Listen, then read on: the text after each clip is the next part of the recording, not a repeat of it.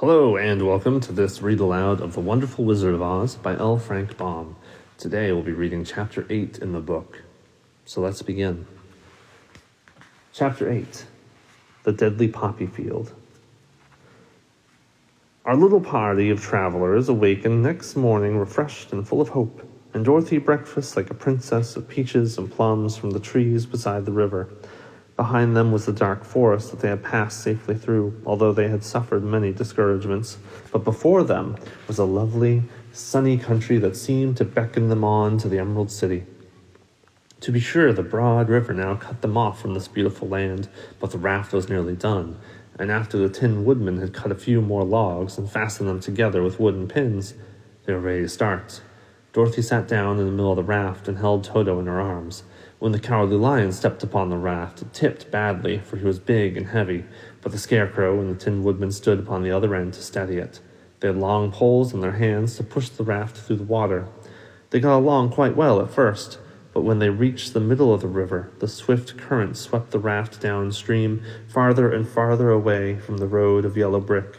The water grew so deep that the long poles wouldn't touch the bottom.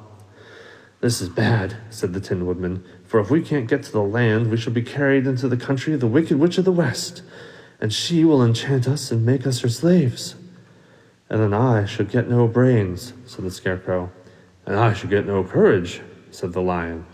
"And I should get no heart," said Tin Woodman. "And I should never get back to Kansas," said Dorothy. "Well, we must certainly get to the Emerald City if we can," the Scarecrow continued, and he pushed so hard on his long pole that it struck fast in the mud at the bottom of the river. Before he could pull it out again or let it go, the raft was swept away, and the poor Scarecrow left clinging to the pole in the middle of the river. "Goodbye," he called after them, and they were very sorry to leave him. Indeed, the Tin Woodman began to cry, but fortunately remembered that he might rust, and so he dried his tears on Dorothy's apron. Of course, this was a bad thing for the Scarecrow. "I'm now worse off than when I first met Dorothy," he thought. "Then I was stuck on a pole in a cornfield, where I could make believe scare the crows at any rate, but surely this is no use for a Scarecrow, stuck on a pole in the middle of a river. I'm afraid I shall never have any brains after all." Down the stream the raft floated, and the poor Scarecrow was left far behind. Then the Lion said, "Something must be done to save us. I think I can swim to the shore and pull the raft after me, if you only hold fast to the tip of my tail." So he sprang into the water, and the Tin Woodman caught fast hold of his tail, and then the Lion began to swim with all his might towards the shore. It was hard work, although he was so big, but by and by they were drawn out of the current, and then Dorothy took the Tin Woodman's long pole and helped push the raft to the land. They were all tired out when they reached the shore at last and stepped off upon the pretty green grass, but they also knew that the stream had carried them a long way past the road of yellow brick that led to the Emerald City. "What shall we do now?" asked the Tin Woodman, as the Lion lay down on the grass to let the sun dry him. "Well, we must get back to the road in some way," said Dorothy. "The best plan will be to walk along the river bank until we come to the road again," remarked the Lion. So when they were rested, Dorothy picked up her basket, and they started along the grassy bank, back to the road from which the river had carried them. It was a lovely country with plenty of flowers and fruit trees and sunshine to cheer them, and they had not felt so sorry for the poor Scarecrow they would have been very happy. They walked along as fast as they could, Dorothy only stopping once to pick up a beautiful flower, and after a time the Woodman cried out, "Look!" They all looked at the river and saw the Scarecrow perched upon his pole in the middle of his water, looking very lonely and sad. "What can we do to save him?" asked Dorothy. The Lion and the Woodman both shook their heads, for they didn't know. They sat down upon the bank and gazed wistfully at the Scarecrow until a stork flew by, which, seeing them, stopped to rest at the water's edge. "Who are you, and where are you going?" asked the stork. "I'm Dorothy," answered the girl. "These are my friends, the Tin Woodman and the Cowardly Lion. We're going to the Emerald City." "Well, this isn't the road," said the stork, as she twisted her long neck and looked sharply at the odd party. "I know it," returned Dorothy, "but we have lost the Scarecrow. We're wondering how we shall get him again." "Well, where is he?" "Over there in the river." "If he wasn't so big and heavy, I would get him for you," remarked the stork. "He isn't heavy a bit," said Dorothy eagerly. "He's stuffed with straw. If you'll bring him back to us, we shall thank you ever so much." Well, I'll try, said the stork, but if I find he is too heavy to carry, I shall have to drop him in the river again. So the big bird flew into the air and over the water till she came to where the scarecrow was perched upon his pole.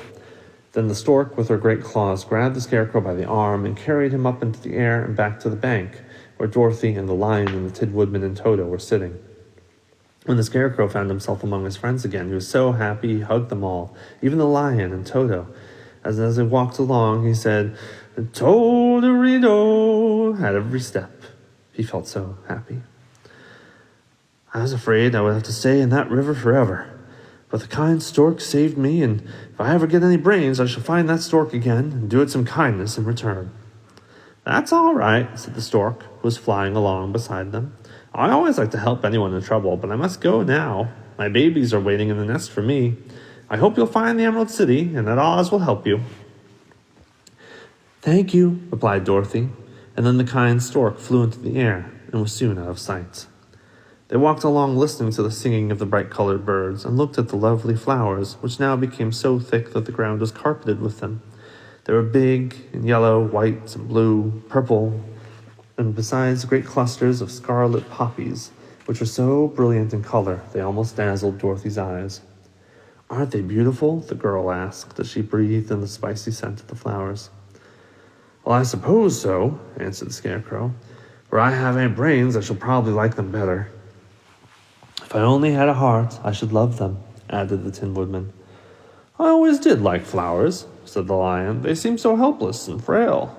But there's none in the forest as bright as these. They now came upon more and more of the big scarlet poppies and fewer of the other flowers, and soon they found themselves in the midst of a great meadow of poppies. Now it is well known that when there are many of these flowers together, their odor is so powerful that anyone who breathes it falls asleep. And if the sleeper isn't carried away from the scent of the flowers, he sleeps on and on forever. But Dorothy didn't know this, nor could she get away from the bright red flowers that were everywhere about. So her eyes grew heavy, and she felt that she must sit down to rest and to sleep. But the Tin Woodman would not let her do this. We must hurry and get back to the yellow road, quick, before dark, he said, and the scarecrow agreed with him, so they kept walking until Dorothy could stand no longer. Her eyes closed in spite of herself, and she forgot where she was and fell among the poppies fast asleep. What shall we do? Asked the Tin Woodman. If we leave her here, she'll die, said the scarecrow. The smell of the flowers is killing us all. I myself can scarcely keep my eyes open if the dog is already asleep, said the lion. It was true. Toto had fallen down beside his little mistress, but the scarecrow and the Tin Woodman, not being made of flesh, weren't troubled by the scent of the flowers.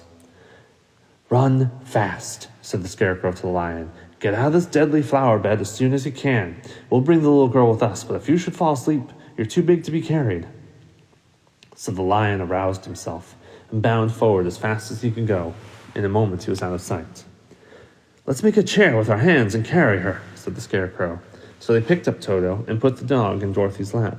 And then they made a chair with their hands for the seat and their arms for their arms, and carried the sleeping girl between them through the flowers. On and on they walked, and it seemed that the great carpet of deadly flowers that surrounded them would never end. They followed the bend of the river, and at last they came upon their friend the lion, lying fast asleep among the poppies.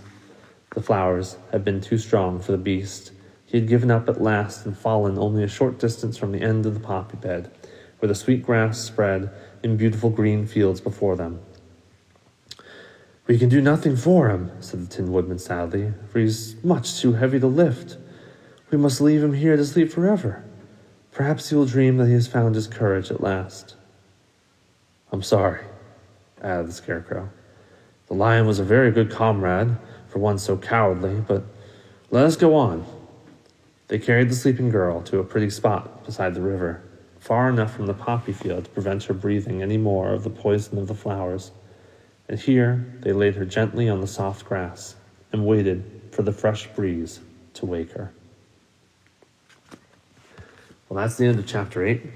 Come back on Monday and we'll continue reading The Wonderful Wizard of Oz by L. Frank Baum. Until then, I hope you're all staying happy, healthy, and safe. I'll see you next time.